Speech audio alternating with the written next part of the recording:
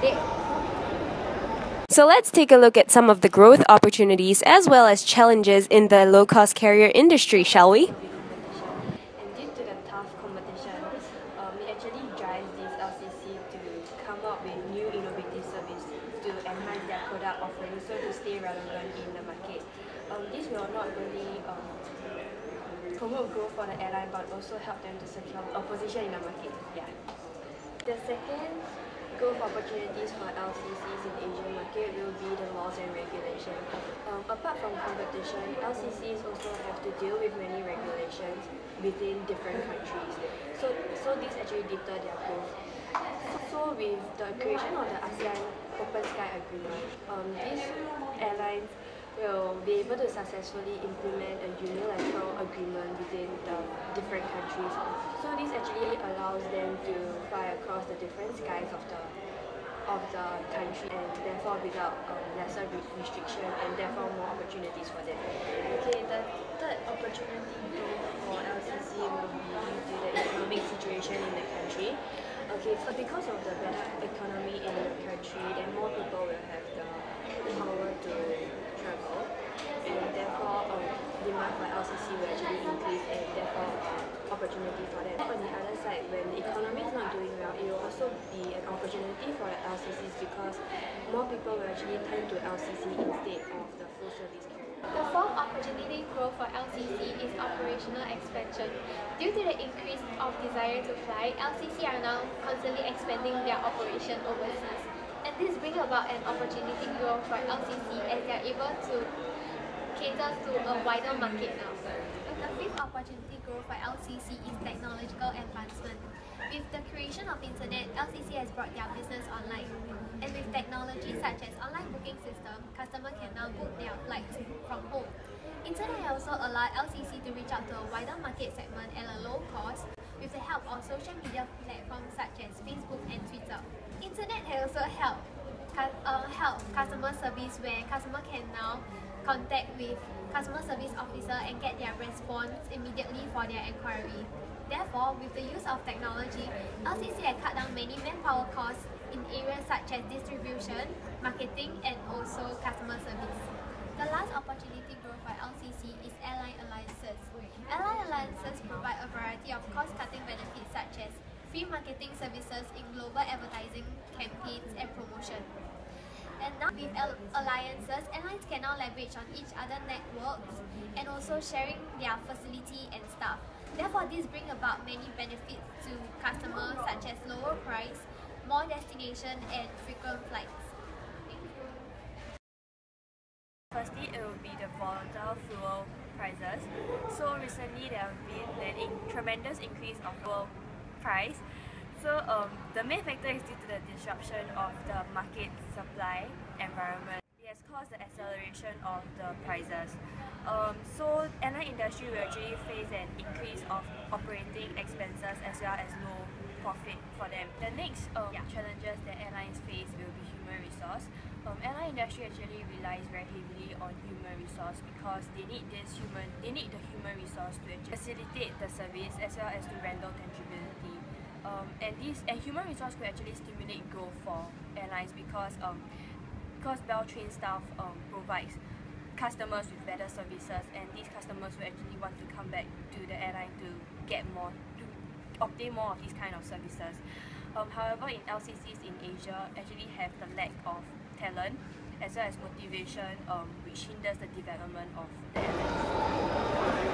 So with more commuters choosing to travel, as you can see, with low-cost carriers need to remain competitive, and in order to remain competitive, we need to keep a close eye out on our competitors in order to stay relevant for our customer market. Which is why, as employees of Scoot, we're here today to check out one of Scoot's biggest competitors. Biggest competitors, okay? I wonder who they are.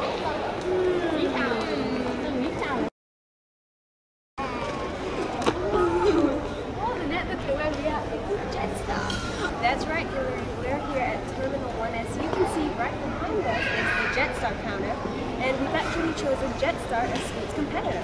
Oh, Lynette, did you know that actually Jetstar was launched in 2004, and they're Asia Pacific's biggest low-cost carrier?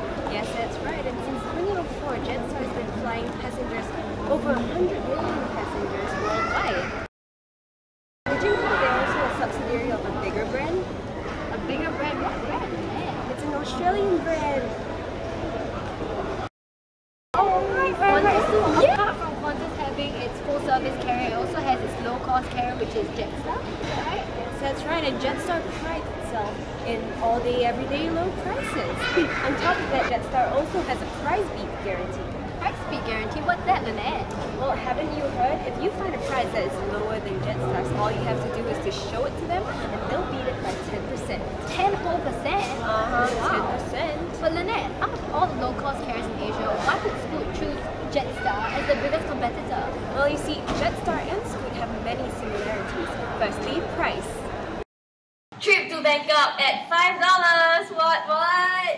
What? A trip to Bangkok at only $4.99. Beat that. Wow, that is really similar, Lynette. But did you also know that both of these companies are based in Singapore itself? Oh.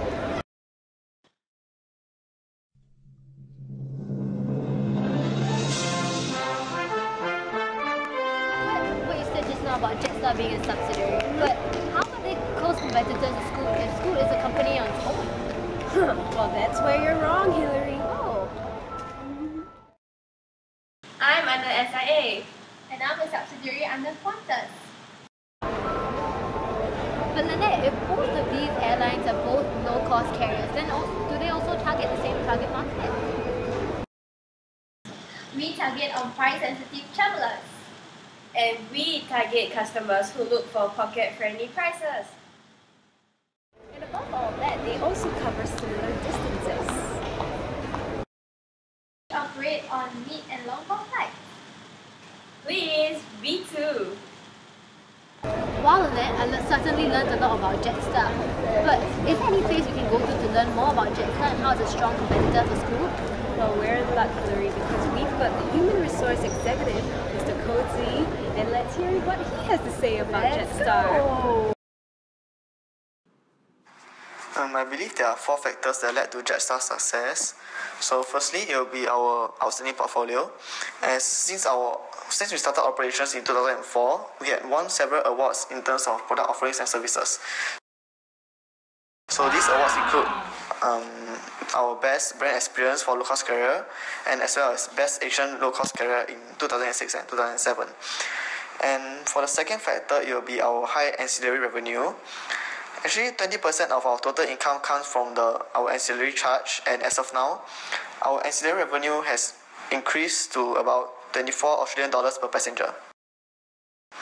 And thirdly, the third factor to our success is actually our frequent flyer program. So as we are part of the Qantas group, passengers under the Qantas frequent flyer program can actually accumulate points when they fly with us. And lastly, for our last success factor, it will be our varied destination route, as we have 23 destinations compared to Scoot, which only flies to 12 destinations. I believe with these 4 factors in place, it has slowly led to the success of Jetstar. But of course, every airline has its weaknesses. That's right, Lynette. So why don't we just go and find out some of these weaknesses from customers who might not have chosen Jetstar? How about that lady over there? Oh, sure. Come on, let's go. Hi. Can we speak to you for a bit? Sorry. Oh, yeah, sure. So I see that you've chosen to fly with Scoot. Why is it that you choose to fly with Scoot instead of any other airline? Maybe instead of Jetstar? Okay, one of the main reasons why I didn't want to choose Jetstar because they charge really high price for passengers who want to change their flight bookings. And I think it's potential passengers who may not know of their flight schedule, and they will choose to go for Scoot, which charge lesser for changing the flight booking. So as you can see, every other airline industry also has its weakness, as well as Jetstar. And as you can see from one of our customers, this is why Jetstar may not necessarily have the best of everything. While on that, we certainly have learned a lot by walking around this airport. So based on what we've seen today and what we've learned today, what are some of the recommendations that we have for Scoot? Well, let's take a look at them, shall we? recommendation number 1, we think that Scoot should have a more stringent hiring process. Since it's a subsidiary of Singapore Airlines, which is known for its world-class service, Scoot has been receiving a lot of negative feedbacks from its customers. So we think that just to improve their service, Scoot should have a more stringent hiring process so that they will be able to hire the right people for the job. And with a better service, they'll be able to attract more customers and gain more revenue. Number 2, with the increased usage of internet, online booking are available at the benefit of both the customer and also the airline. Online booking should provide greater convenience for customers when they book their flights online. However, Scoot has been receiving complaints from their customer that they have been facing with system failure whenever they try to book their flights during promotion period. And this is due to the high traffic internet volume on their website. Therefore, we recommend Scoot to re-look into the design of their website to provide a more user-friendly experience for their customer, and at the same time encourage potential customers to book with them. Number 3, Scoot currently travels to 12 destinations within 8 countries, which does seem like quite a lot for a low-cost carrier. However, if you compare this to its competitors, it travels to 23 destinations worldwide, it doesn't seem to quite measure up. So what we recommend for Scoot to do is to increase the number of destinations which it travels to. This seems like a pretty easy thing to do. However, we are aware that it's quite costly for Scoot to take this up.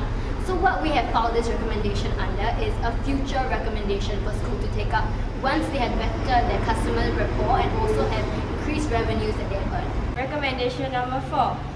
So recently there have been an increase in disabled flyers, and so currently Scoot actually encourages flyers with special needs to travel independently because we actually lack facilities and the expertise.